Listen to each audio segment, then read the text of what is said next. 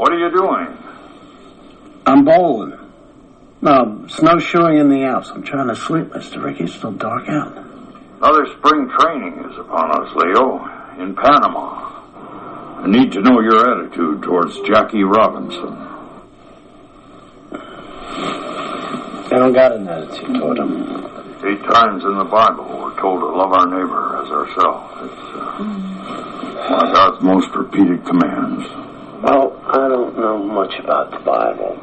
But I didn't go to school just to eat my lunch either. I'll play an elephant if he can help us win, and to make room for him, I'll send my own brother home if he's not as good. Well, what are you going to do with him? Well, we're playing for money here, Mr. Rickey. Winning is the only thing that matters. Is he a nice guy? Well, if by nice you mean soft, no. No, not particularly. Good. You can't afford to be. Nice guys finish last. What about nice girls? So you have no objection to him? And none whatsoever. Can I go back to sleep now? Yes. All right. Oh, and Leo. What? The Bible has a thing or two to say about adultery as well. I'm sure it's got a lot to say about a lot. Good night.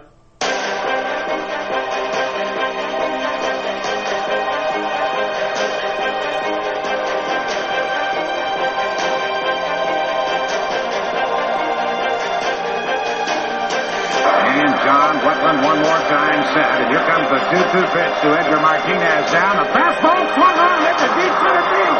Bernie Williams goes back, and it is! Get out the run, Bernie! Busted this time, Grandma! It is a grand salami! And the Mariners lead it, and the six! I don't believe it! My, oh my!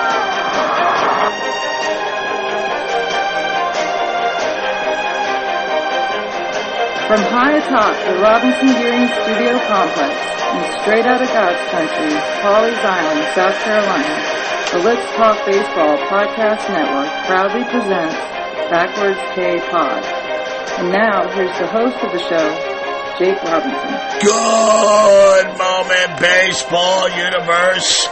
Once again, back is the incredible, the incomparable Jake the Snake Robinson from the Let's Talk Baseball Podcast Network. Half man, half podcast machine. Back in the Captain Kirk chair, shields down, photons up. Prepare to engage on this week's digital audio program that I call Backwards K Pod, where we collect ball players and their stories. Want to welcome all of you in, from my most ardent and loyal seamen to the virgins stumbling onto the show for the very first time. I come through every Tuesday with that free baseball smoke. No Patreon, no crowdsourcing. You'll never receive a bill for this content. All I ask in return is that you share, follow, and download. Backwards K Pod is available on all platforms, wherever you listen to your pods. Or you can always jump on diamondsnakejake.podbean.com to listen to any and, well, all of my shows and my vault of archives that I have over there. So, if you're an Apple or a Spotify user, please remember to rate and review me as you see fit. I ain't scared. I do what I do when I do it, and I do it better than anybody else. Facts. You can find the show on Twitter at back_K_podcast. If you want to email the show, that's backwardskpod@gmail.com. And when I'm on Facebook or YouTube, it's at the Let's Talk Baseball Podcast Network. I always seem to, hang out under those banners there. So, it's been a wild, whirlwind past month on here with the All-Star Game show, and then the interview with baseball artist Greg Kreindler, and last week, my dear friend Michael Franks from Central Pennsylvania. He actually comes down to the Robinson Gearing Studio Complex. He hung out with me in God's country, Pawleys Island, South Carolina. Hung out with the Snake for a couple of days.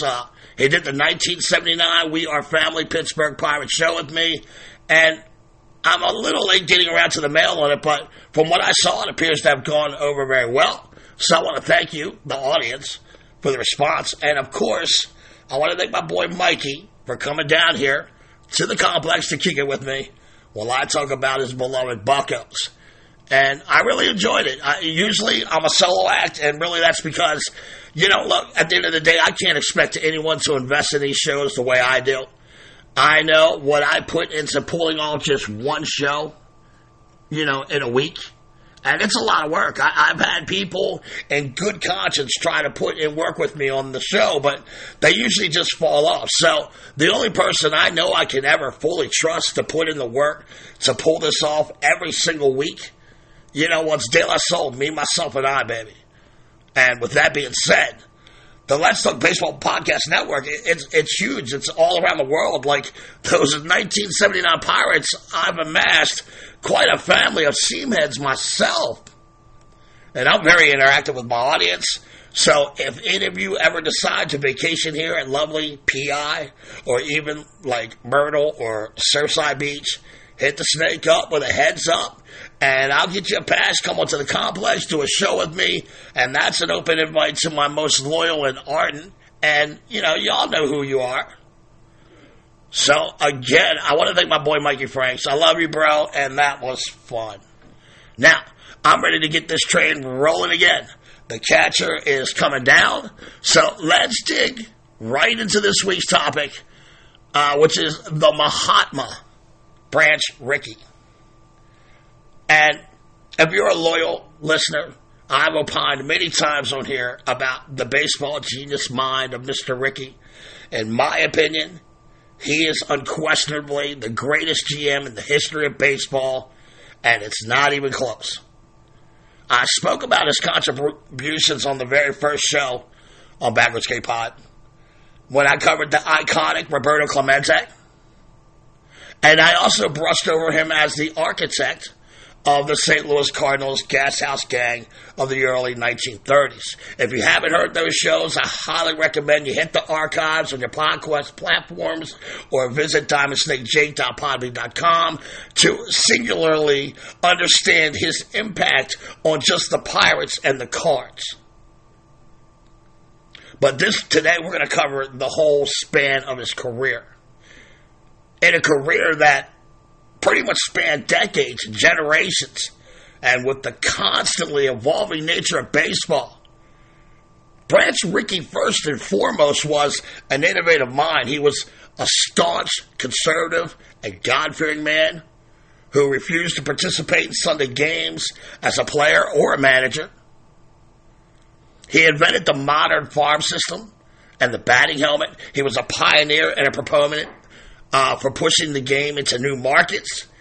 And, of course, he is most notably known for bringing Jackie Robinson to the Brooklyn Dodgers in 1947, smashing the racist color line. And he's been called a man of strange complexities as well as contradictions. Many writers in New York tagged him El Cheapo after Mr. Rickey dumped a number of Dodgers, kind of like these older and better-known players, soon after taking over in Brooklyn. Politically, socially conservative, he preached as a young man on the temperance circuit, and he would regularly rail against communism, liberal politicians while he was on his pulpit. He preached honor, courage, and honesty. But many of his rivals, they considered him devious, always scheming for position, never afraid to undermine NL presidents and baseball commissioners. He was articulate, smart. His natural element was the pulpit. He could break, situations down. He could speak with such great pontifical oratory skills that he could make reading the box scores about as stirring as listening to Dr. King speak about his dream. Many players would stumble out of Mr. Rickey's office during contract negotiations woozy from the verbal jabs they encountered and wondering to themselves, how the hell did he convince me to accept this deal? He was a little absent-minded, as many geniuses are prone to be sometimes. He would often mistakenly toss half-lit matches in the trash can. He met Jane Moulton when he was 12. He proposed to her 100 times, and she finally said yes when he was 24. They had 5 daughters, and the girl had a family secret code. when they placed their finger next to their nose, that meant that the old man was talking way too much. And whenever the girls gave him that code, he would accept his defeat and be quiet. And he would bring Jackie to the majors and tell stories of being deeply moved when a black player he coached in college tried to scrub the color from his skin to escape the racist vitriol coming from the stands and his opponents. But he could also relate to dialect jokes. He made anti-Catholic remarks at a dinner, as well as some harsh anti-Semitic comments about a possible Dodgers investor. And like I said in the beginning, strange complexity and contradiction. Wesley Branch Rickey was born December 20th, 1881 in Scioto County in south central Ohio to a farming family led by his parents Franklin and Emily Rickey. He had an older brother, Orlo, and a younger brother named Frank.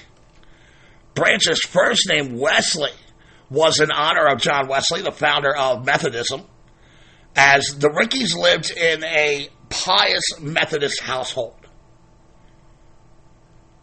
Mr. Rickey finished grade school in Lucasville, Ohio, but the family farm was now demanding his attention.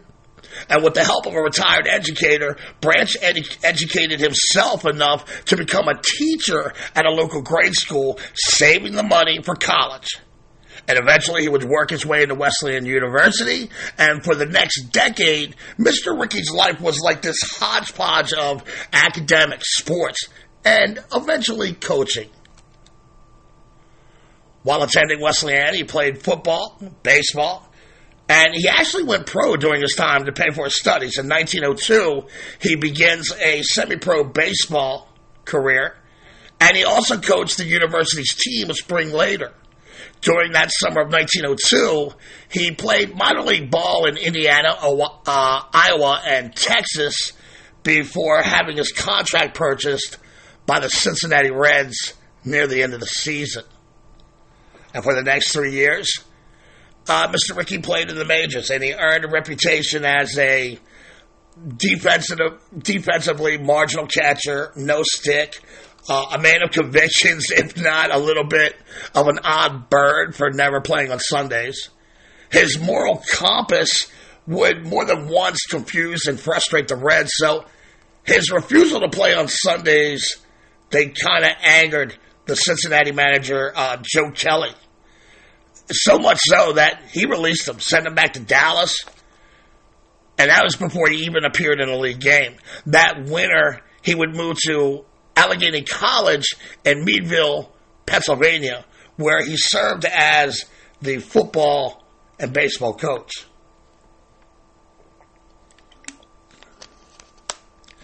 Now, that winter, the Chicago White Sox would purchase Mr. Rickey's contract, but they quickly sent him to the St. Louis Browns when they realized they could not afford a catcher who took Sundays off and who would not report until his duties as a college coach were completed. He would make his Major League Baseball debut on June 16th, 1905. It would be his one and only appearance at the show in 2005 as his mother became ill and he returned home to Lucasville, Ohio to take care of her. When she recovered, Mr. Rickey went back to Dallas before heading to Allegheny for another year of coaching football. And it was around this time that he became disillusioned with the money and the corruption in college football then, and he left before the season began. That's very interesting. Branch was back with the Browns in 1906, and he had a career year. He batted .284 in 65 games. The left-handed swinging Rickey had his first Major League Baseball hit on April 23rd, 1906, a single off of Tigers hurler Ed Killian at Sportsman's Park. By the end of the summer, Mr. Rickey returned to Ohio Wesleyan to heal his hurting arm, do a little bit of coaching, and complete the courses that he needed to enter law school. During the off seasons, the Browns shipped him off to the New York Yankees, But his ailing arm had never fully recovered, and it was painfully obvious to notice he could not throw the ball with any real velocity anymore. On June 28, 1907, the Washington Senators, they stole 13 consecutive bases against him in a game. By the end of the game, Rickey stopped bothering to even throw down to the attempted base. 13 stolen bases given up in a game.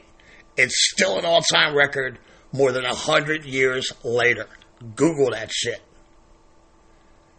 His average fell to 182 in 52 games.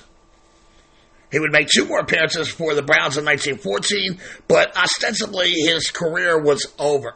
And I would be doing my due diligence here at Backwards K-Pod if I didn't give you Branch Rickey's final MLB stats. He played for 4 years for the St. Louis Browns and the New York Yankees, 120 career games and a .6 WAR, 381 plate appearances, 82 hits, 3 home runs, and the funny thing about that is he had like a career day where like he had 2 home runs against the Yankees as a St. Louis Brown. He drove in like 6 runs that day. One was a 3-run shot. One was an in-the-park home run. He also had another hit earlier in the day. It was like the career day for him. It all came together, and it was against the Yankees. And you wonder, did that game against the Yankees play into their psyche when they went after that kid? So he had 3 career home runs, and 2 of them were against the Yankees the year before they shipped him to the Yankees. He had a slash of .239, .304, .324, a .628 OPS, and a .98 OPS plus. Primarily a catcher, of course, smartest guy out there. But he also played a little first base, center field, and right field.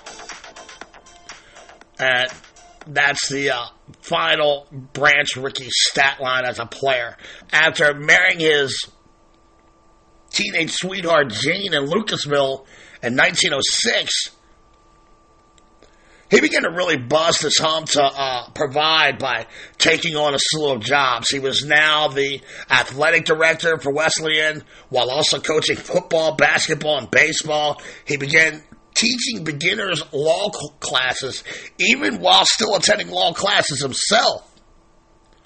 In 1908, Branch Rickey threw all of his support behind William H. Taft's presidential campaign.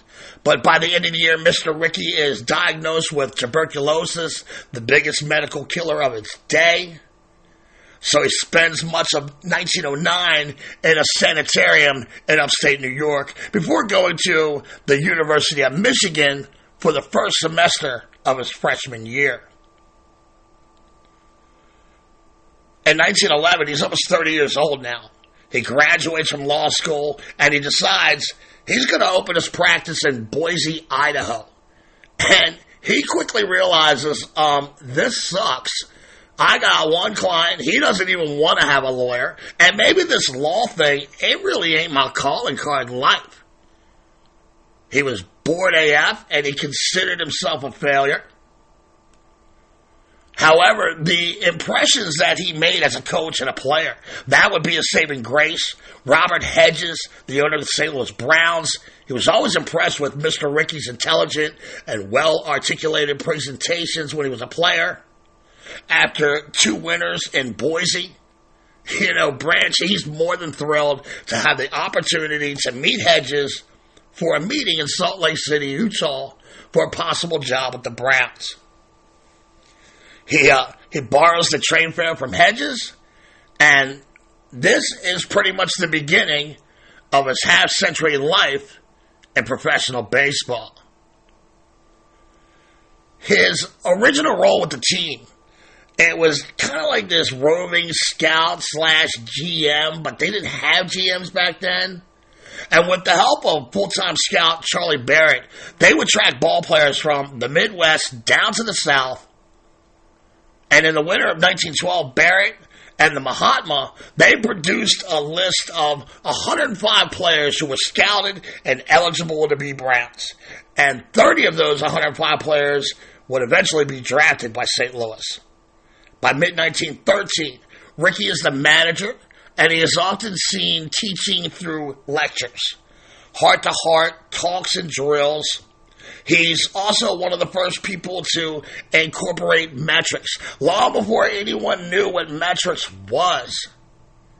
He had this lifelong fascination with statistical analysis, and he would not only literally invent the on-base percentage, but he actually hired a young man to sit behind home plate and keep track of total bases. The team got better in 1914, but fell off again in 1915 under the auspice that Mr. Rickey, he's too intellectual in dealing with his players. Their minds are there, but they gotta wake up. And that winter, Hedges sold the Browns to Phil Ball after already handing Mr. Rickey a long-term contract.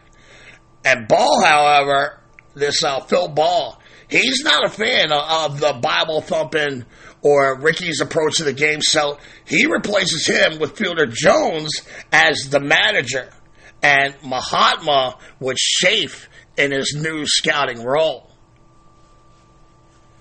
In 1917, a new St. Louis NL team was breaking ground, and they encouraged Ball to let the Mahatma out of his contract so he could come and be the president of the city's newest baseball team, the St. Louis Cardinals.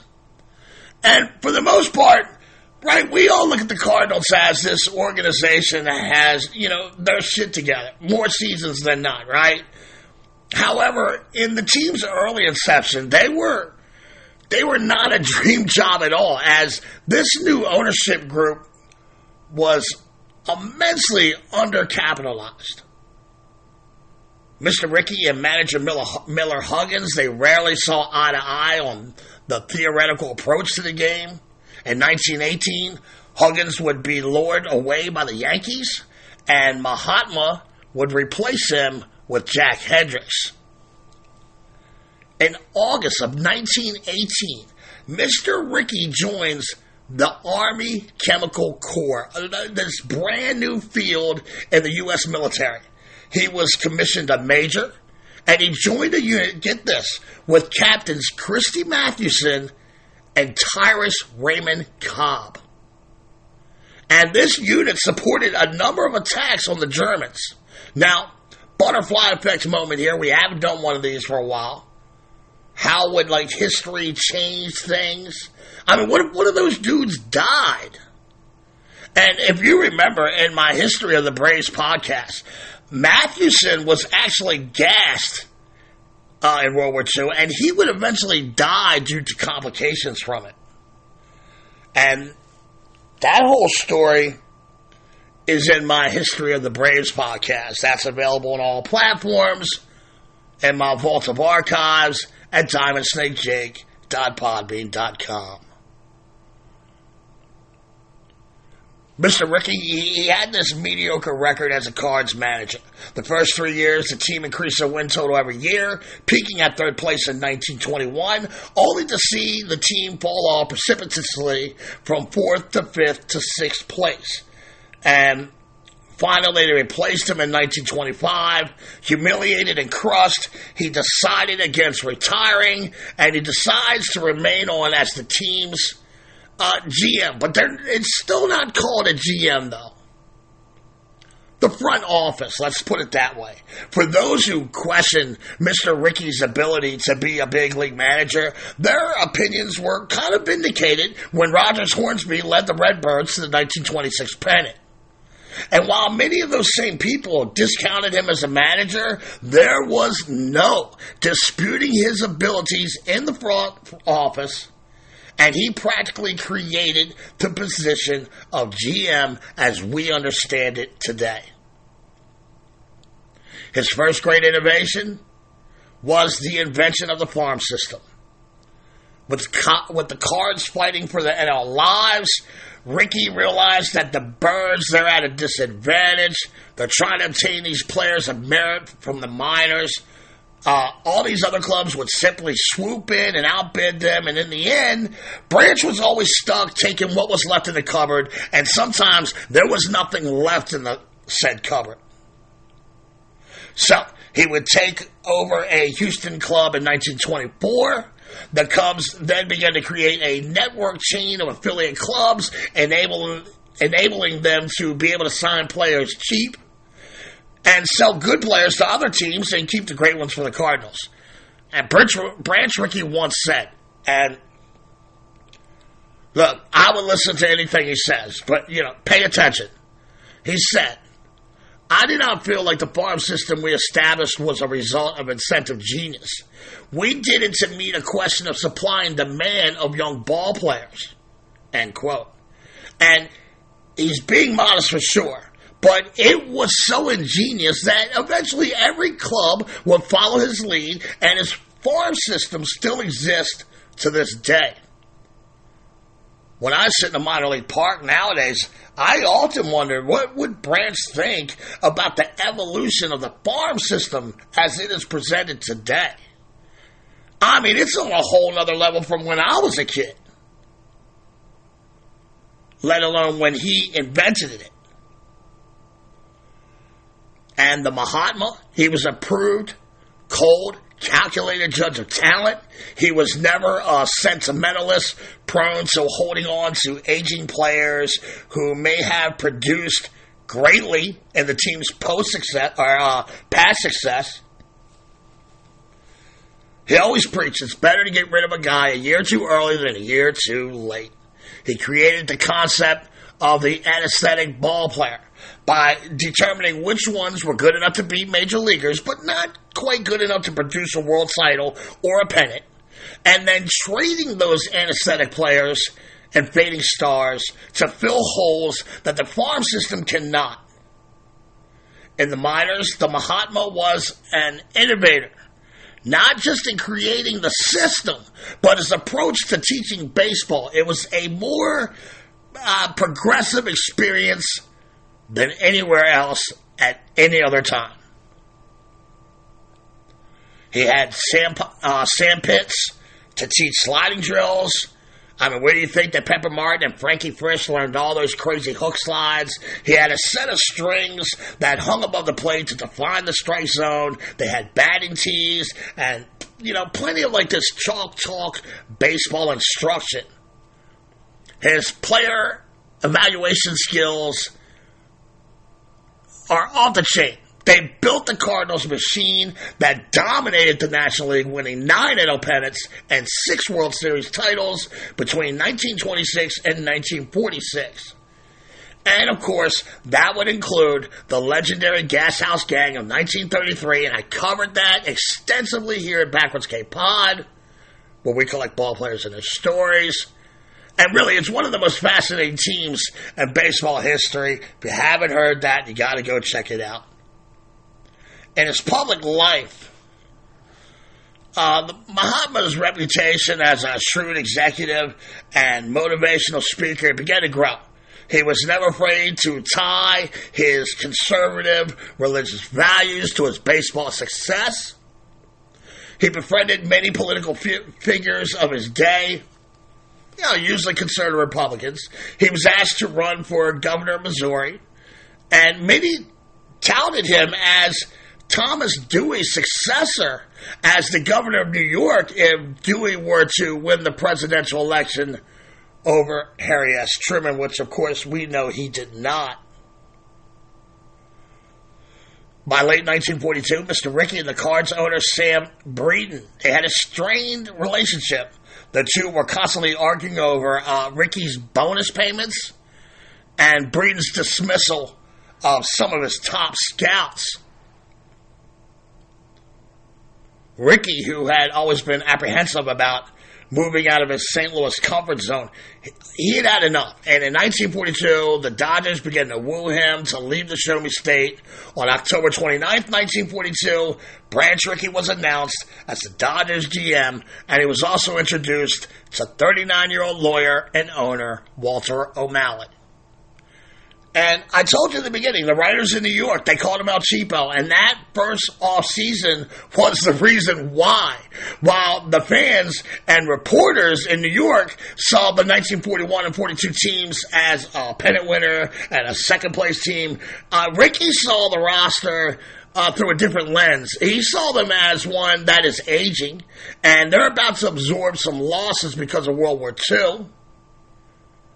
And in one of the first true fire sale rebuilds, Mr. Rickey disposed of his perceived dead weight judiciously and without mercy, creating angst for the Flatbush faithful. In the post-World War II era, Rickey was forced to use pre-war players like Dixie Walker, Pee Wee Reeves, Hugh Casey, while ingratiating them with players in his developmental program. This demanded that Mr. Rickey unleash his next innovation in baseball, the spring training complex. With over 700 players under contract with the Brooklyn Dodgers, they found themselves in need of a large facility to ensure uniform training and proper analysis of all their prospects. In 1947, Mr. Rickey struck a deal with the town of Vero Beach, Florida, for the use of their former Naval Air Base located there. And using this complex system of colors and numbers, each prospect was sorted, trained, analyzed, graded, and eventually assigned to their proper farm team. And this is all according to the Mr. Rickey standard.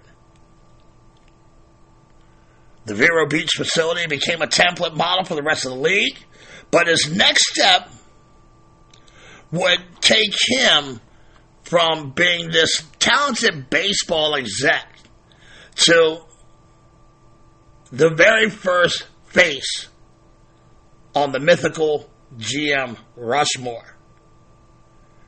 His decision to pursue a black player came to him fairly soon after joining the Brooklyn organization. In 1943, he was given approval by the Dodgers board of directors to go find that right man. His pursuit of the first black player to break the color line was your typical Branch Rickey combination of religious beliefs, his desire to make money, win, draw fans, and not to be forgotten is his ability to see baseball in the same context as, American society. The decision to make Jackie Robinson the first, it was pragmatic, strategical move by Rickey. Mr. Rickey was looking not just for the best baseball talent, but for the best combination of on-field talent, maturity, and intelligence.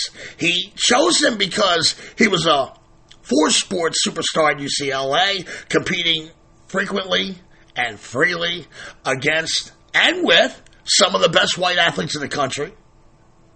He chose him because Jackie was fiercely opposed to segregation. He even beat a U.S. Army court-martial in Fort Hood, Texas.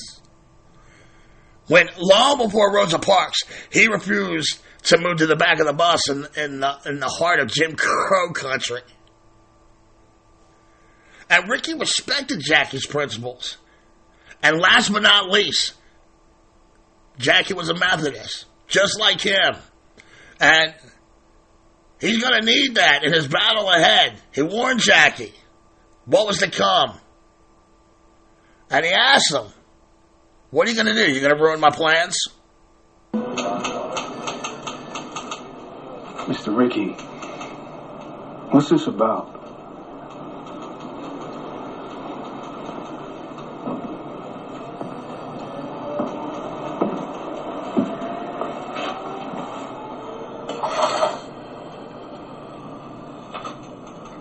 This is about baseball, Jackie. I see you starting in spring with our affiliate in Montreal. If you make it there, try it down here with the Dodgers. With the white Brooklyn Dodgers. I'll pay you $600 a month. And a $3,500 bonus when you sign the contract. Is that agreeable? Yes, that's fine. There's one condition. I know you can hit behind the runner, that you can read a pitch. One question is, can you control your temper? My temper? Yes, your temper. What are you, deaf? A black man in white baseball. Can you imagine the reaction? The vitriol? Dodgers check into a hotel, a decent, good hotel. You're worn out from the road. Some clerk won't give you the pen to sign in with. We got no room for you, boy. Not even down in the coal bin where you belong. Team stops at a restaurant. Waiter won't take your order. Didn't you see the sign on the door? No niggers allowed. What are you going to do then? Fight him? Ruin all my plans? Answer me, you black son of a bitch!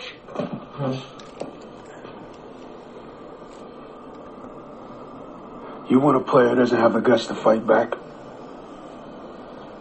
No. I want a player who's got the guts not to fight back. People aren't going to like this.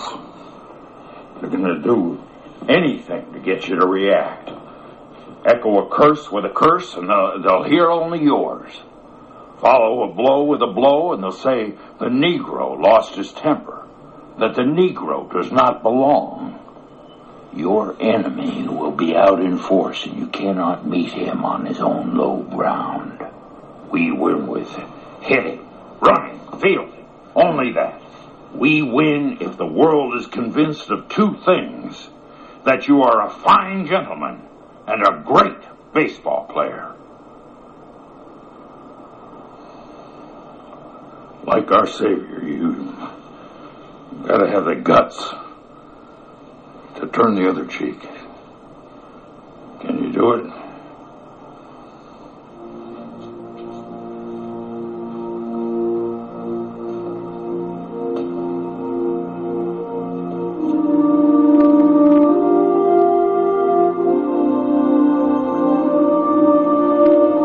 You give me a uniform.